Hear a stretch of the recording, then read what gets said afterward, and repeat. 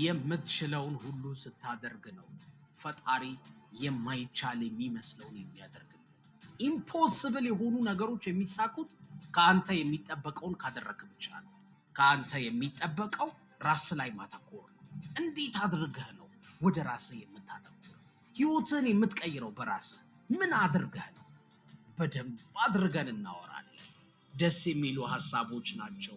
የወደዳችሁትን ደግሞ እንደምትተገብሩ እርግጠኛ ነኝ። ቀላል ናቸው፣ ለመተግበር ይመቻሉ። አብራችሁን ቆዩ ቤተሰቦች።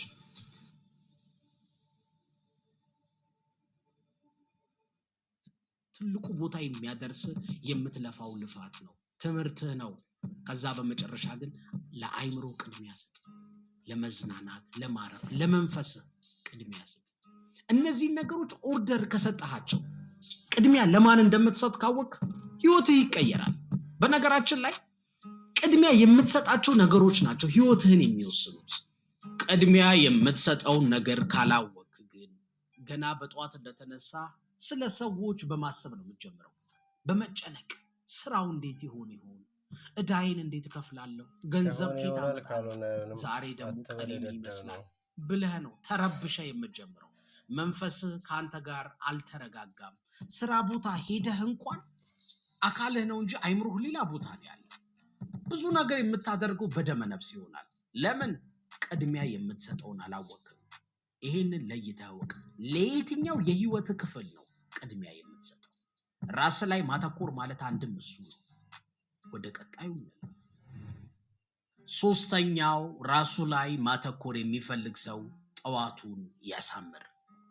ሳይኮሎጂስቶቹ አብዛኛው የሰው ልጅ ጸባይ ተገንብቶ የሚያልቀው በጠዋት ነው፣ ከ3 ዓመት እስከ 8 ዓመት ባለው እድሜ ነው ይላሉ። በልጅነታችን ተገንብቶ ያልቃል ጸባያችን። የቀን ውሏችንም ተገንብቶ የሚያልቀው የመጀመሪያው 2 ሰዓታት ነው፣ ከእንቅልፍ እንደተነሳን ያለው። ይሄ ማለት ከእንቅልፍ እንደተነሳህ ያለው 2 ሰዓት ቀሪውን 22 ሰዓት ይወስነዋል ማለት ነው።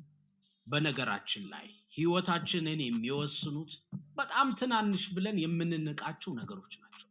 ስራ ከመግባት ወይ ደግሞ ትምህርት ቤት ከመሄድ በፊት 2 ሰዓት ቀደም ብለህ ተነስና አመስግን፣ ጸሎትህን አድርስ። ከዛ በኋላ ከቻልክ መጽሐፍ ቅዱስ ወይ ቅዱስ ቁርአን 1 ምዕራፍ ወይ 1 ሱራ ለ10 ደቂቃ አንብብ። መንፈስህን የሆነ ፖዚቲቭ ኢነርጂ ይሄ በጣም ነው የሚመቸኝ። ማለት ከሃይማኖት ከብሔርተኝነት ወጣ ያለ ምርጥ አስተሳሰብ